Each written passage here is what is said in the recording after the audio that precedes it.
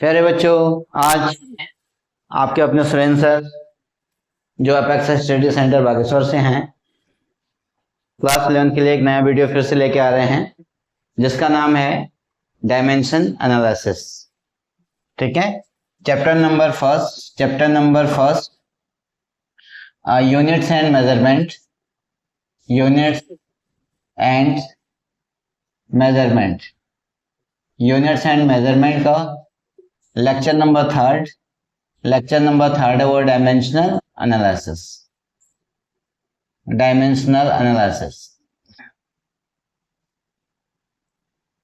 ये आपका बहुत इंपॉर्टेंट पार्ट है।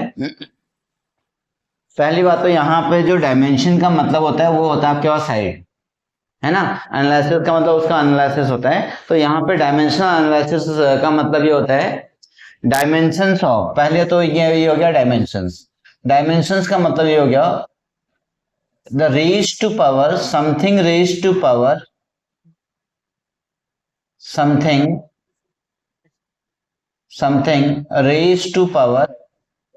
raised to power of physical quantity। अगर हमने फिजिकल क्वांटिटी के पावर में कुछ रेज कर दिया तो वही उसका डायमेंशन बनता है। ठीक है, और कल मैंने आपको जैसे बताया था कि हमारे पास डायमेंशन एनालिसिस में ऑर्डर ऑफ मैग्नीट्यूड का था, सारे 10 की पावर में थे, तो वैसे ही हाल यहाँ पे भी था। तो आपको क्या होगा कि जो भी डायमेंशन फिजिकल क्वांटिटी की जो पावर में जो रेज्ड होगी वही आपकी क्या कंडीशन बनेगी, उसकी डायमेंशन बनेगी। जस्ट लाइक दैट आपको मैं बता दूं, एक एग्जाम्पल के लिए हमारे पास फोर्स है। फोर्स को हम लोग बोलते हैं मास इंटू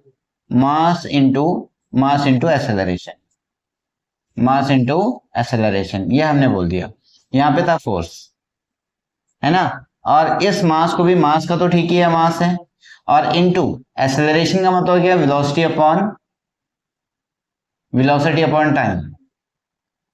अपॉन टाइम। इसमें भी क्या हो गया, मास इंटू वेलोसिटी को फिर हमने क्या लिखा, डिस्टेंस और डिस्प्लेसमेंट दोनों एक ही चीज है। चलो,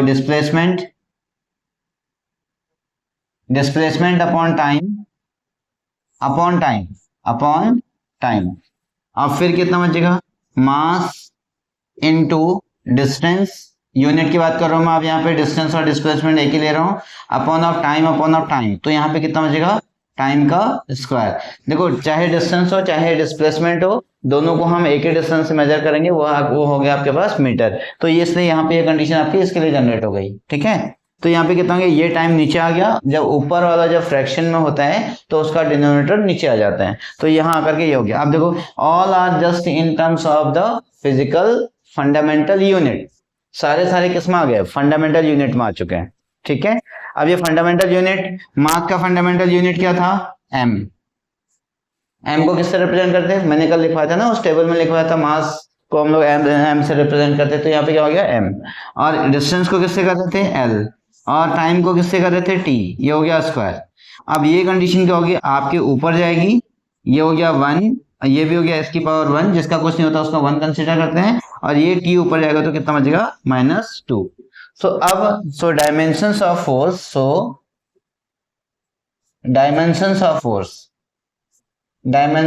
फोर्स, अब क्या मिला आपके पास, डायमेंशंस ऑफ फोर्स जो हो गया S 1 on mass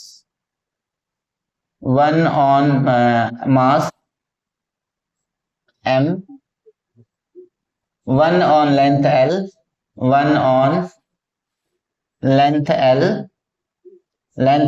and -2 on time t। Hope that ये आपको समझ गए होंगे। ये था आपके पास डायमेंशंस।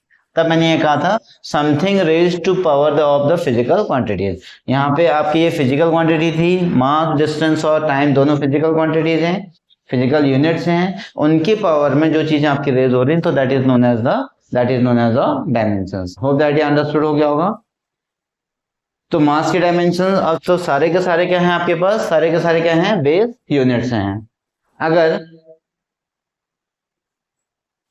बात आती है अदर बेस यूनिट्स की, the dimensions of other base unit,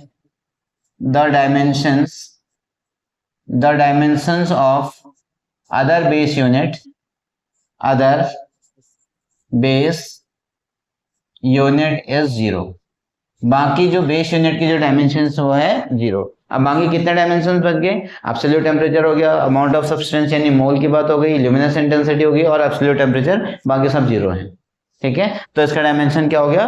m1l1t-2।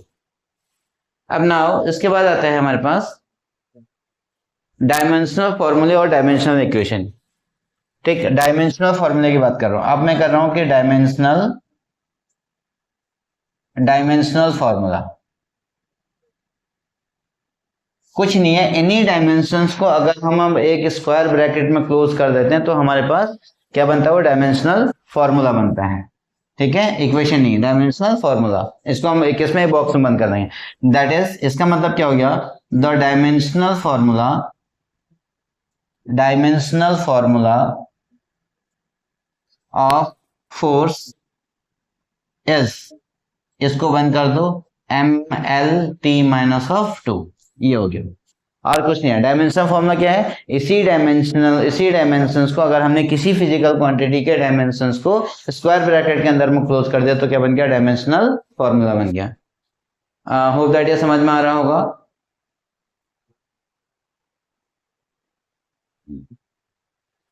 और अगर हम इसको नॉर्मली की बात करें तो ये जो physical how the base unit और fundamental units express in terms of the dimensions is known as the dimensional formula. So that is how the way of the representation, the representation of base units in terms of dimensions, and placed in a square bracket is called dimensional formula। हमने इसको क्या कर दिया? Dimensional formula. अब बात आती है equation की। Dimensional equation,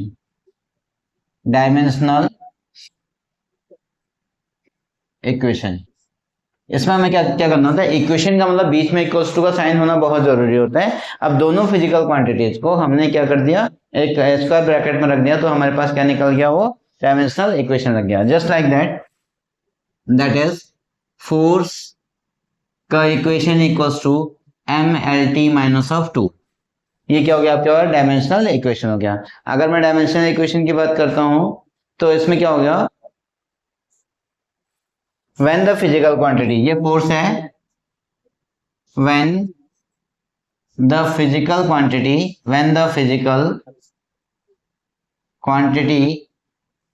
is equated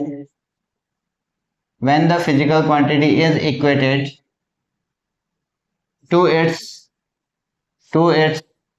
dimensional formula,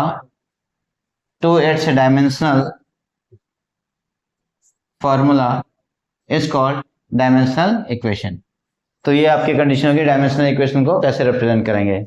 video को पॉज करके इसको नोट्स कर लो, कॉपी कर लो, और चैनल को लाइक, शेयर एंड सब्सक्राइब जरूर करते रहें, और तो अपने दोस्तों को भी बताते रहें, ताकि आपको वीडियोस लगातार इस टाइप से मिलते रहेंगे। और जो टोटली अभी तो एनसीईआरटी के बेस पे है, और फिर फर्दर हम इसको और एक्सटेंड करेंगे, और तब तक इसको आप कॉपी करें।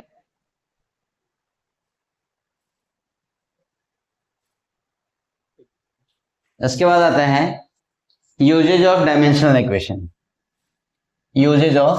नेक्स्ट टॉपिक है यूजेज ऑफ डायमेंशनल इक्वेशन। इसको हम 3 कंडीशंस में कर सकते हैं। फर्स्ट है हमारे पास conversion of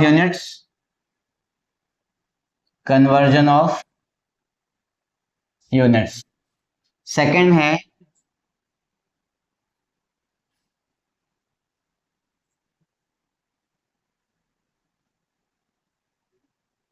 checking the correctness of formula, correctness of formula, मतलब फॉर्मूला करेक्ट है या नहीं है। और थर्ड आता है फॉर मेकिंग और डराइविंग द फॉर्मूला, फॉर्मूले को ड्राइव करना और बनाने की जो कंडीशन आती है वो आपके इस दो कंडीशंस के लिए यूज होती है। अब फर्स्ट आते हैं हम लोग, फर्स्ट की कंडीशन है for checking conversion of units. इसमें फर्स्ट आता है फॉर कन्वर्जन ऑफ यूनिट्स, इसकी बात करते हैं। तो कल मैंने आपको बताया था physical quantity as Q is equals to N1 U1, Q is equals to N1 U1, यानी कोई फिजिकल क्वांटिटी को उसका न्यूमेरल वैल्यूज और उसके यूनिट्स के टर्म्स में लिख सकते हैं। तो Q equals to N1 U1, ठीक है। अब सिंस क्योंकि दोनों की कंडीशन सेम होती है तो Q1 is equals to Q2, या तो Q2 इक्वल्स टू Q1 कर दो। जैसे फॉर एग्जांपल के लिए 2 centimetre equals to 2 centimetre, sorry 2 metre equals to 2 metre equals to 200 centimetre, ये दोनों इक्वल है। तो यही कंडीशन आप ये कहना चाह रहे हैं। तो यहाँ पे कितना हो गया N1 N2 U2 is equals to N1 U1। अब यहाँ पे कितना हो गया U2 इक्वल्स टू N2 की वैल्यू आपको निकालनी है N1 upon of U1 upon of U2, N1 upon of U1 upon of U2। ये किसके लिए हो गया N2 की कंडीशन के लिए आ गया। अब इसमें हमें कन्वर्ट करना है तो इसको डायमेंशंस लिखना है पहले, और सेकेंड वर्ड तो that equals to N2 equals to N1, और यहाँ पे हो गया M1 अपॉन ऑफ M2 फिर A, फिर उसके बाद हो गया L1 अपॉन ऑफ L2, ये हो गया B, और थर्ड हो गया T1 upon of T2 into C।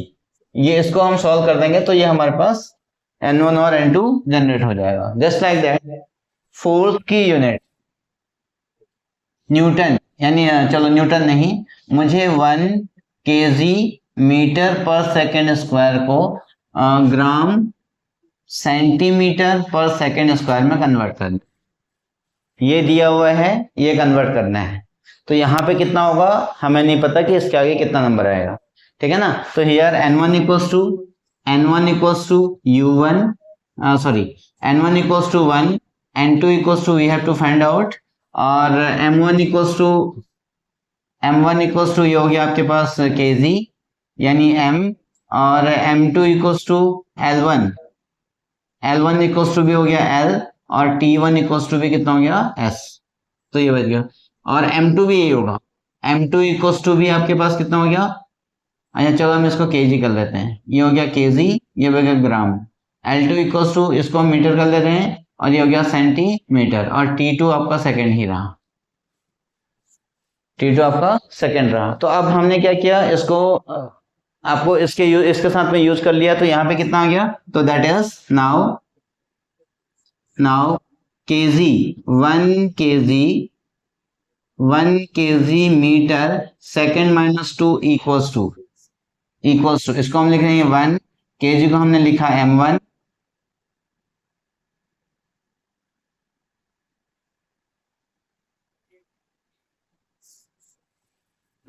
since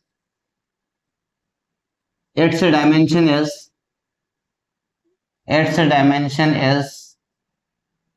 MLT minus of 2, its dimensional formula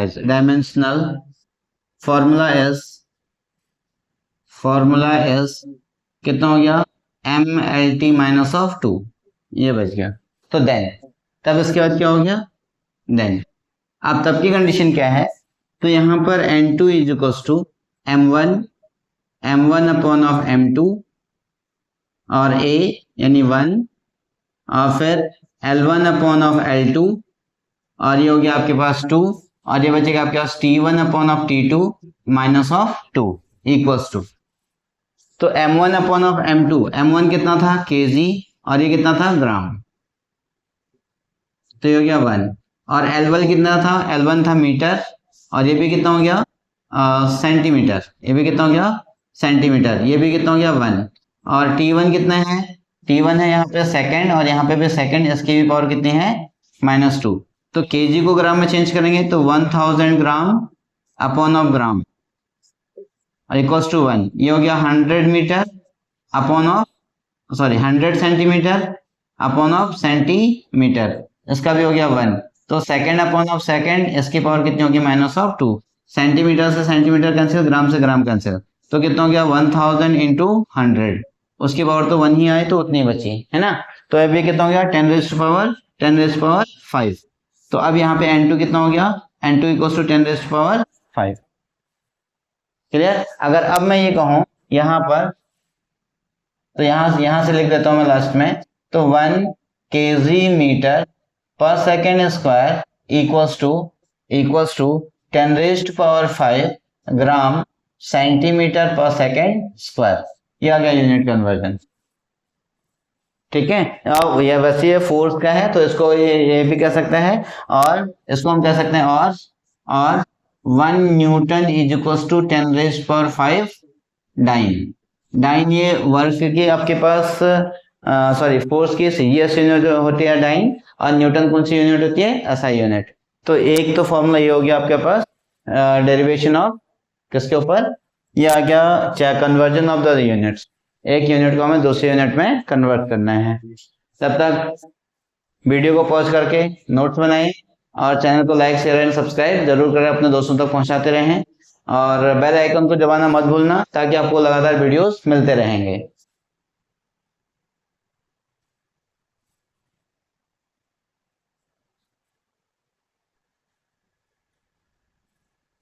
अच्छा, इसके बाद जो सेकंड कंडीशन है वो है हमारे पास checking the formula.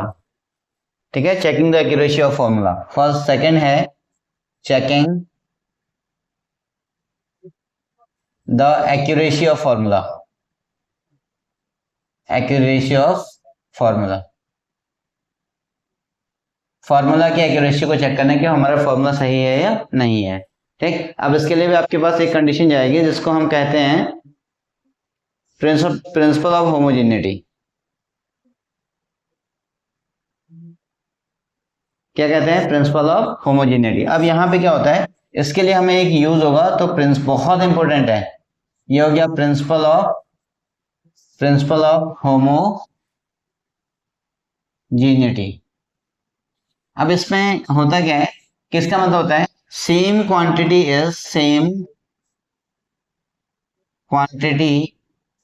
Is added or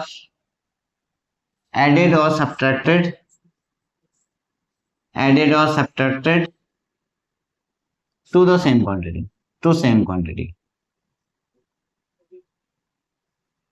same quantity का ऑपरेशन सेम क्वांटिटी के साथ में ही होगा, ये क्वेश्चन नहीं कहना चाह रहा है। इसको हम क्या बोलते हैं, प्रिंसिपल ऑफ होमोजेनिटी। अगर मैं बात करूं मैं इसमें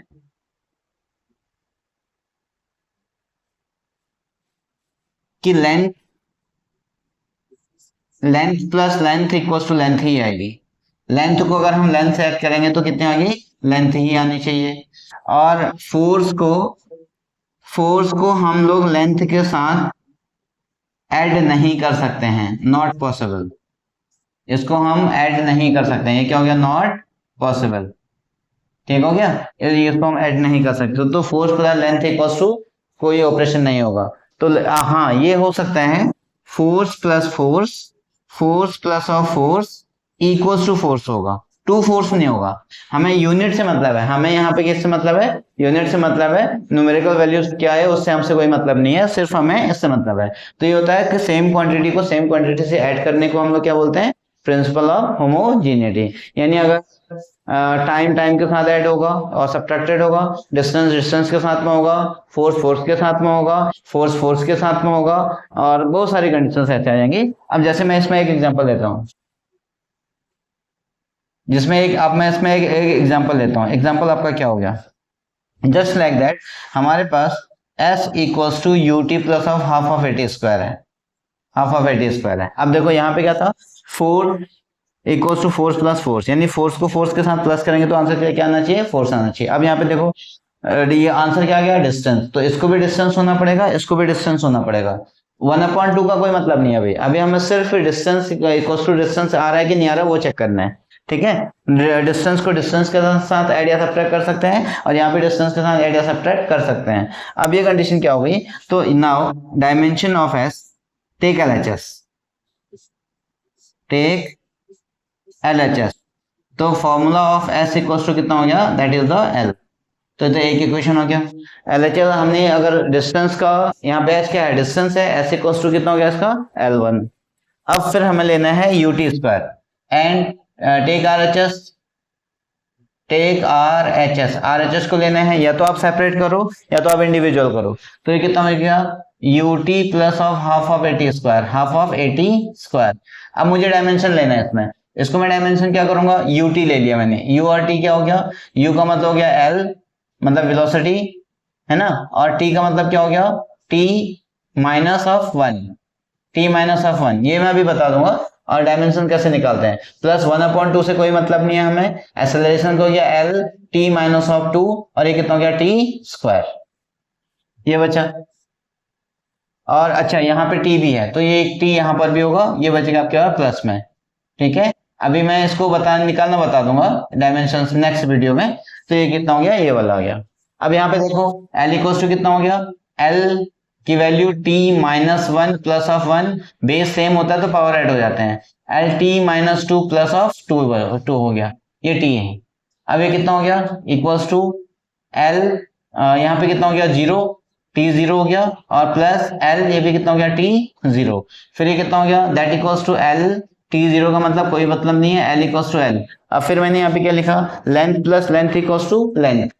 अब हमसे 2 से कोई मतलब नहीं है, ठीक है ना, हमें सिर्फ कितना है, डायमेंशन से मतलब, तो इसका डायमेंशन कितना आ गया, L ही आ गया, डायमेंशन कितना आ गया, L आ गया। अब देखो इसका डायमेंशन भी कितना हो गया, UT plus 1/80 square equals to कितना हो गया, टू दिस वन। तो इसका डायमेंशन क्या हो गया, second. From equation first and second, from equation first and second we gate.